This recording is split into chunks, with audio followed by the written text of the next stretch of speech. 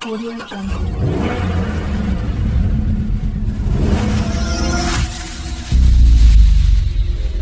What's up mga tropa? So mayroon tayong Ford Explorer 2007 model, 8 cylinder ito mga tropa. So ang kinako-complain ng customer nito mga tropa, nawawala raw yung accelerator niya.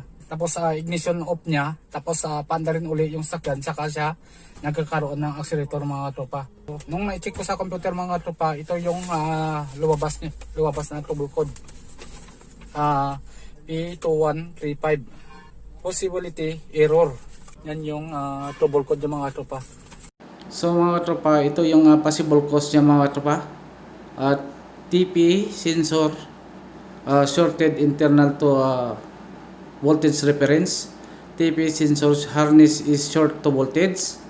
TP sensor signal wire are short together. Damage TP sensor.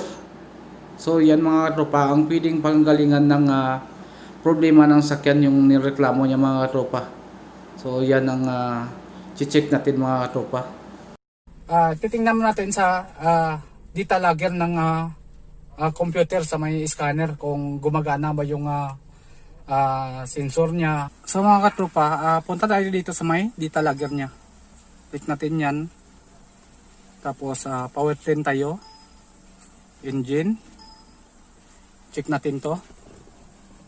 Check natin ito mga tropa. So, i-check natin to.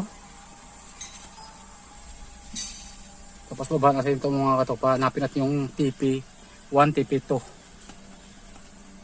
So mga tropa, nakita nyo itong TP1 nya at saka TP4 nya. So naka 00 sa mga tropa. Ito naka 4.96. So dapat dito sa may TP1 na yan mga tropa, naka 3.7 o 4.7 yan mga tropa. Titingnan natin kung gumagana ito mga tropa. So accelerate natin.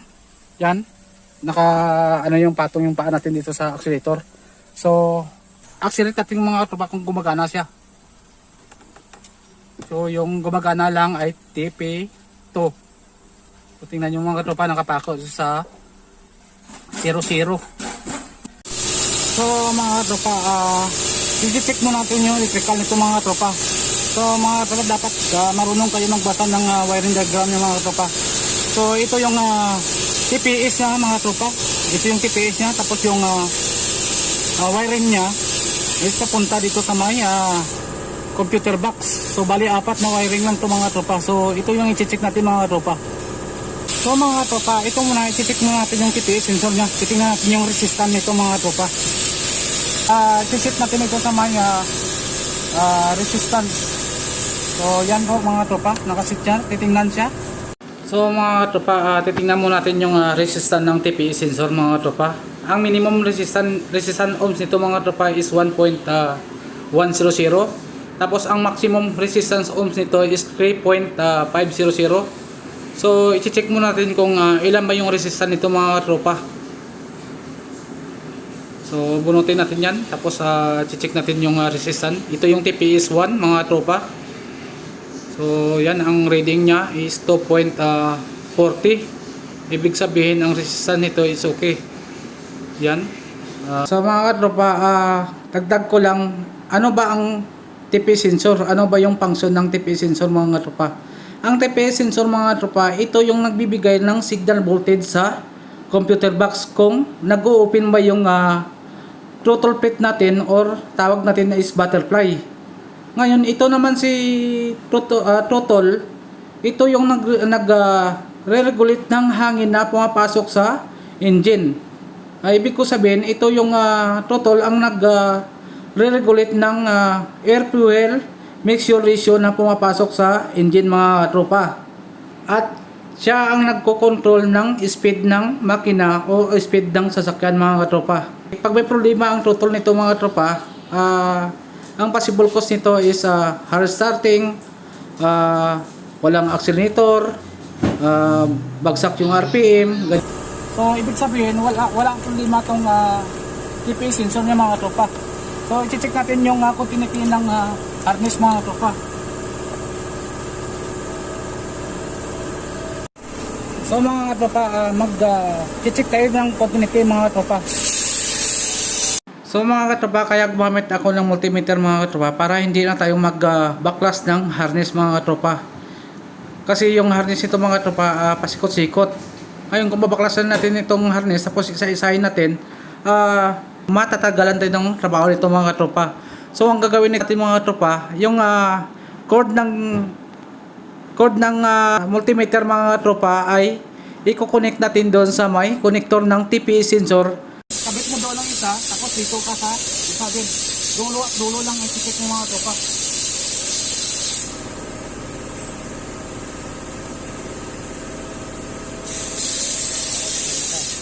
Oh, wala.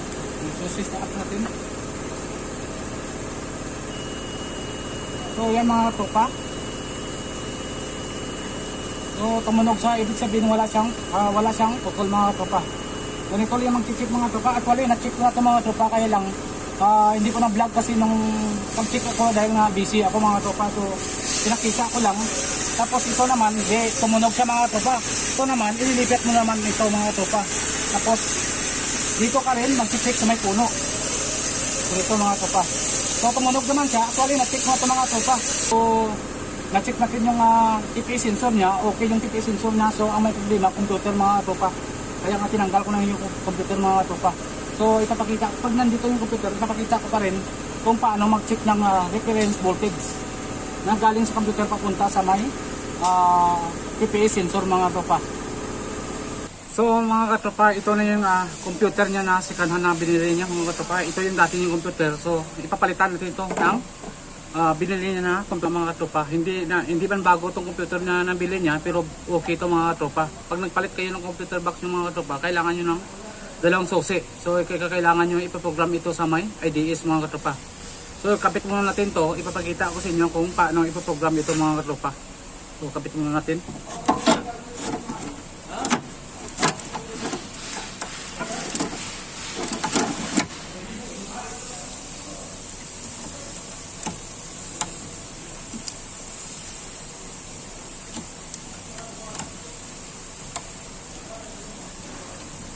So mga katropa, nakabit natin yung connector nya sa computer box.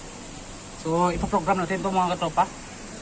So kahit hindi nakakabit to, pwede natin ipoprogram yan mga katropa. Tapos mamaya ipapakita ko sa inyo kung paano mag-check ng voltage reference mga katropa. So ikabit natin to. Tapos yan, ipoprogram natin mga katropa.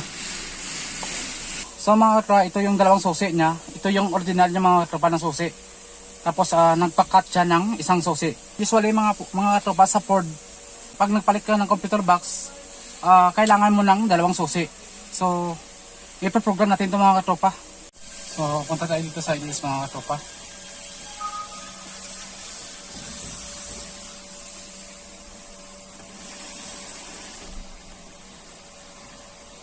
Hintayin natin mga tropa, medyo matagal-tagal na ito. Nag-program ka ng computer box ng Ford.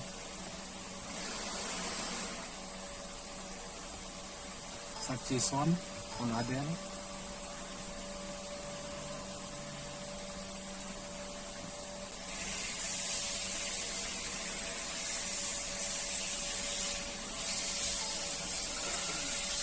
I-input natin yung BN number niya nito mga tropa. So ang BN number nito mga tropa, ipapakita ko sa inyo kung saan makikita yung BI number nito mga tropa. Ito yung BI number ng mga tropa sa pintuan. Pag wala dito mga tropa ang BI number sa pintuan, dito nyo makikita yan sa windshield mga tropa. Dito. Yan. So mga tropa, input natin yung BI number nito mga tropa. 1FMU65 857 UB35159. So mga tropa, i-review natin uli. 1FMU65 857 UB35159. So okay siya mga tropa. I-check natin. Yan yan, naka-import na siya mga tropa. Yung binumber niya, naka-import na siya. Punta tayo dito sa may module programming, enter. Tapos dito sa PMI, programmable module installation. So dito tayo.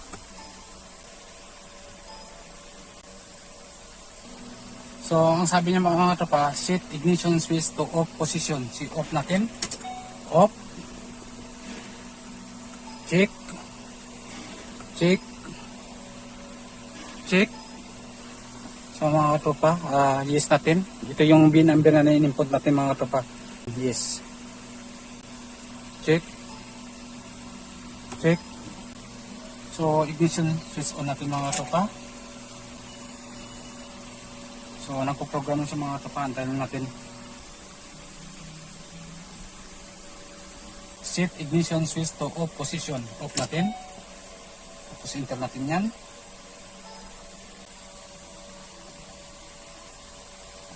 Ignition on. Check. Check. Ignition off. Check. Check.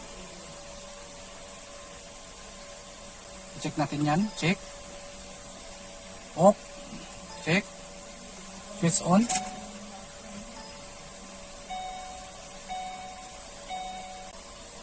Tagal ma-clear code ba?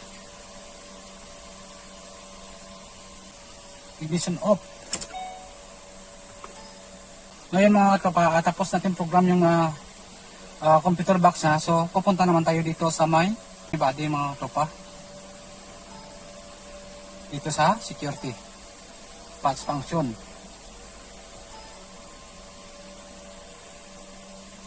Tapos enter.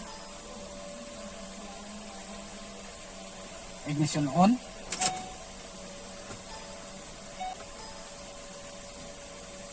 Yan ang security niya mga katropa. Pinaprogram natin to.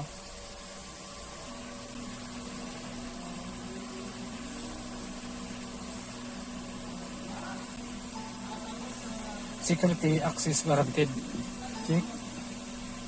Tapos punta tayo dito sa may parameter reset. Parameter reset. Check.